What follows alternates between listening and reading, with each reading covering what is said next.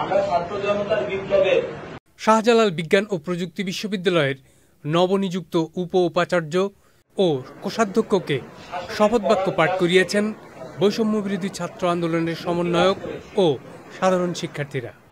শপথ বাক্য পাঠ করানোর সেই ভিডিও ছড়িয়ে পড়লে সামাজিক যোগাযোগ মাধ্যম জুড়ে চলছে তুমুল আলোচনা সমালোচনা। জানা গেছে, গত 18 সেপ্টেম্বর সিলেটের শাহজালাল বিজ্ঞান ও প্রযুক্তি বিশ্ববিদ্যালয়ের নতুন উপ উপাচার্য হিসেবে নিয়োগ পেয়েছেন বিশ্ববিদ্যালয়টির গণিত বিভাগের অধ্যাপক ডক্টর মোহাম্মদ সাজিদুল করিম এবং কোষাধ্যক্ষ হিসেবে নিয়োগ পেয়েছেন বিশ্ববিদ্যালয়টির সমাজকর্ম বিভাগের অধ্যাপক ডক্টর মোহাম্মদ ইসমাইল হোসেন। পরের দিন বৃহস্পতিবার তারা তাদের পদে যোগদান করলে ওই দিন বিকেলে বিশ্ববিদ্যালয়ের প্রশাসনিক ভবন 2-এর কনফারেন্স রুমে তাদেরকে এ শপথ বাক্য পাঠ করানো হয়।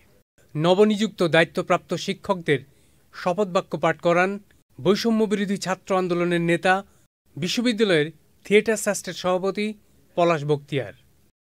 এ সময় উপস্থিত ছিলেন বৈষম্যবিরোধী ছাত্র আন্দোলনের কেন্দ্রীয় সমন্বয়ক আসাদুল্লাহ আল গালিব সহ কয়েকজন ছাত্রনেতা এবং সাধারণ শিক্ষার্থীরা।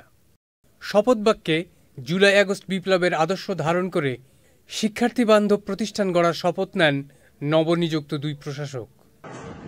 এতে জুলাইয়ে ছাত্র জনতার বিপ্লবে স্পিরিট ধারণ করে সাবিকবি ক্যাম্পাসকে।